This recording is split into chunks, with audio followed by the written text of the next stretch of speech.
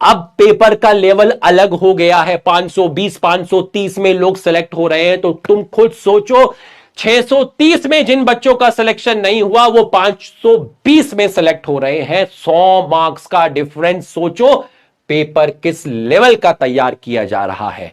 तो अब सिर्फ वही पढ़ेगा, वही उसी का सिलेक्शन होगा जो अपनी पढ़ाई के लिए सीरियस होगा, जो अपनी पढ़ाई के लिए सीरियस होगा, जो डेली पढ़ेगा उसका सिलेक्शन होगा, जो टीचर की बात मानेगा उसका सिलेक्शन होगा, जो डीपीपी सॉल्व करेगा उसका सिलेक्शन होगा, जो टेस्ट में पार्टिसिपेट करेगा उसका सिलेक्शन होगा, जो अपने डाउट्स क्लियर करेगा उसका सिलेक्शन होगा। किसी भी कामचोर का सिलेक्शन नहीं होगा, क्योंकि ईश्वर गवाह है, ईश्वर ऊपर से देख रहे हैं।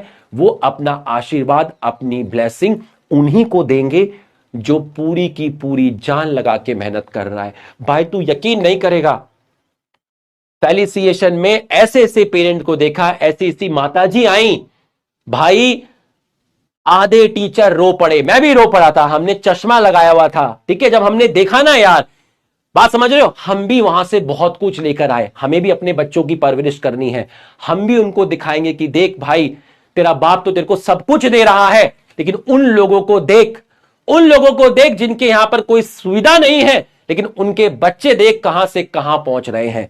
हमें भी मोटिवेशन मिलता है, हमें भी सीखने को मिलता है। ऐसे ऐसे लोगों ने नीट निकाला जिनकी आर्थिक स्थिति इतनी खराब थी।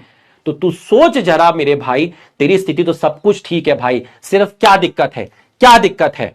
सिर्फ यह कि मैनेज नहीं हो पा रहा। मेहनत करिए, आपको पढ़ाई करनी पड़ेगी, आपको मेहनत करनी पड़ेगी, आपको अपने आप को तपाना पड़ेगा, आपको मैनेज करना पड़ेगा, आपको मैनेज करना पड़ेगा। तो भाई तुम्हारे एक्सक्यूज क्या है यार, तुम्हारे एक्सक्यूज क्या है?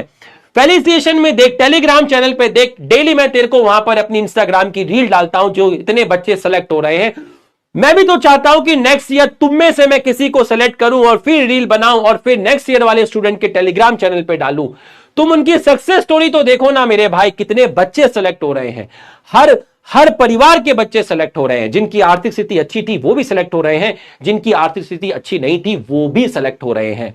तो मेरे भाई, यही वो पीडब्ल्यू है जो सबसे ज्यादा इंडिया में मास सिलेक्शन दे रहा है। यही वो पीडब्ल्यू है जो उन पेरेंट्स का, उन बच्चों का सपना पूरा कर रहा है जिन्होंने कभी भी नीट के बारे में पता भी नहीं था और नीट के बारे में क्लियर करने का सोचा भी नहीं था, क्योंकि नीट की पढ़ाई करने का नहीं सोचा था, क्योंकि वो 1.5-2 लाख फीस अफोर्ड नहीं कर सकते थे। तो भाई, एक बंदा जब डॉक्टर बनता है ना घर में, तो मेरे भाई कम से कम 2-3 पीढ़ियां, कम से कम उस परिवार में जितने लोग हैं, छोटे भाई बहन, माताजी, पिताजी, ग्रैंडफादर, ग्रैंड पेरेंट और उससे जितने लोग जुड़े हुए हैं, बहुत लोगों का सपना पूरा होता है।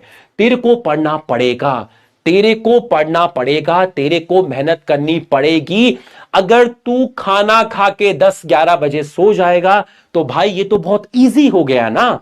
एफर्ट्स क्या है? एफर्ट्स ये है कि तेरा टाइम टेबल ऐसा होना चाहिए कि तेरे को 12-12:30 तक डेली पढ़ना पड़ेगा। सुबह तेरे को स्कूल भी जाना पड़ता है, कोई बात नहीं, किसी दिन 2 बजे तक पढ़, किसी दिन 1 बजे तक पढ़, किसी दिन 12 बजे तक पढ़। ज्यादा नींद तेरी डिस्टर्ब हो गई, संडे को अपनी नींद पूरी कर ले। तेरे को इस तरीके से अपने बायोलॉजिकल क्लॉक को चेंज करना पड़ेगा।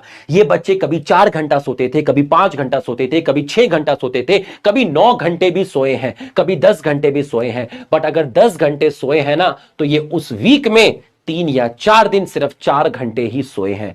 इस लेवल की इन्होंने मेहनत की है, इस लेवल की इन्होंने मेहनत की है। तेरे को मेहनत करनी पड़ेगी। मैं हर 15 दिन में एक सेशन प्लान कर लूंगा तुम्हें जगाने के लिए। कम से कम मैं हर 15 दिन में एक सेशन प्लान कर लूंगा 20 से 25 मिनट का तुम्हें जगाने के लिए। पर तुमको पढ़ना पड़ेगा। तुम्हारे सपने के साथ साथ तुम्हारा अगर ड्रीम कंप्लीट हुआ, उसके साथ सिर्फ तुम्हारे पेरेंट्स के सपने नहीं हैं, अलग सर के भी सपने हैं, पूरी टीम के सपने हैं। हम लोग भी तुम्हारे साथ जुड़े हैं। जब बच्चा स्टेज पे बुलाता है कि हम इससे पढ़े, हम उससे पढ़े, हम पीडब्ल्यू से पढ़े, हमारा जो ये है ना, छाती चौड़ी हो जाती है मेरे भाई। हम फक्र से कहते हैं कि हाँ यार, ये पीडब्ल्यू का बच्चा है। तो भाई, वो मोमेंट हमें भी तो चाहिए ना यार। जब हमने पूरी एफर्ट्स लगाया, हमने अपना सब कुछ दे दिया, तो भाई तुझे भी अपना सब कुछ देना पड़ेगा। अगर हम 2 कदम चल रहे हैं तो तू कम से कम 4 कदम नहीं चल सकता, तो 1.5 कदम तो चल, कम से कम हमारे साथ तो चल। मेहनत कर, पूरी जान लगाकर तेरे को पढ़ाई करनी है, पूरी जान लगाकर तेरे को पढ़ाई करनी है। ठीक है, बात को समझ। 4 सब्जेक्ट में 3 सब्जेक्ट ही तैयार हो पाए, फिर भी तू टेस्ट दे, ताकि तुम उस एग्जामिनेशन हॉल का जो प्रेशर है, जो टेम्परामेंट हो, उसको तुम डेली फील कर सको, ताकि जब तुम नीट का पेपर देने जाओगे तो तुम्हें वो माहौल काटेगा नहीं, तुम्हें डर नहीं लगेगा।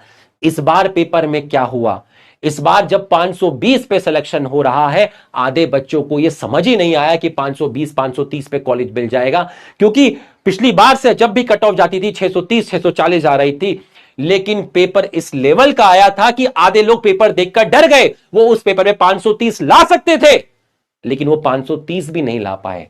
क्यों? क्योंकि बहुत ज्यादा उन्होंने टेस्ट प्रैक्टिस नहीं की थी। बहुत ज्यादा टेस्ट प्रैक्टिस ना करने की वजह से जब आपको अचानक से एक ऐसे माहौल में डाला जाए जहां एक कमरे में आप लोग बैठे हुए हैं, वहां बंदा यही सोचेगा कि 17-18 साल की जवानी और फ्यूचर या तो उस पार या तो इस पार, इट डिपेंड्स अपॉन इस पेपर 3 घंटे में या तो इधर या तो उधर। उसको सारे नेगेटिव थॉट्स आएंगे कि पेरेंट्स बाहर बैठे हुए हैं, जैसे ही मैं एग्जामिनेशन हॉल से निकलूंगा वो सबसे पहले यही सवाल करेंगे, बेटा हो तो जाएगा। इस तरह का प्रेशर हावी हो जाता है एग्जामिनेशन हॉल के अंदर। बचपन से तुझे पाला, तेरी ख्वाहिश पूरी की, तेरे को हर चीज लाके दी, ये सारी चीजें तेरे को एग्जामिनेशन हॉल में याद आएगी। जब तू पेरेंट्स से गलत बिहेव किया वो सब कुछ तुझे याद आएगा और तू डर जाएगा, इमोशनली तू इतना वीक हो जाएगा कि तेरे को अगर 530 भी आते होंगे तू नहीं ला पाएगा, तू आता हुआ सब कुछ भूल जाएगा मेरे भाई। क्यों? क्योंकि तूने कभी भी पीडब्ल्यू प्लेटफॉर्म पे टेस्ट नहीं दिए, तेरे को टेस्ट देने की आदत नहीं थी, अचानक से वो माहौल तेरे सामने आया तो तू एकदम से घबरा गया। तूने कभी रणजी नहीं खेला और सीधा मैंने तुझको लॉर्ड्स के मैदान पर बाउंसिंग पिच पे तेरे को क्रिकेट खिला दिया, तेरे को समझ ही नहीं आएगा बॉल कहां लगी। इसलिए कहते हैं रणजी खेलना जरूरी है।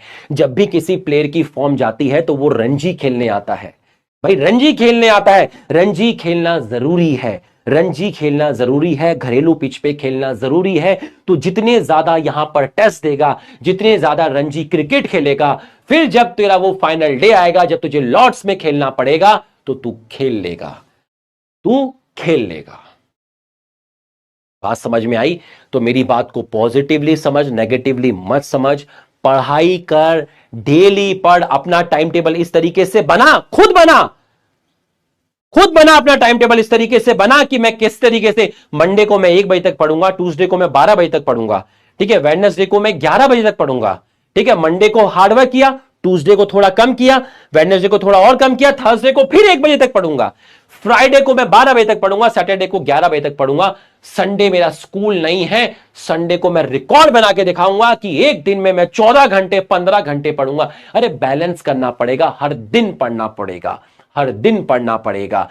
चेंज करना, अपने अकॉर्डिंग चेंज कर, जरूरी थोड़ी ना है फिक्स आवर करके ही पढ़ना है, फिक्स आवर करके ही पढ़ना है। फ्लेक्सिबल रख टाइम टेबल को, किसी दिन ज्यादा पढ़ा किसी दिन कम पढ़ा। लेकिन तेरे में दिक्कत क्या है, तू टाइम टेबल ही ऐसा बनाता है कि जो फॉलो ही नहीं हो सकता।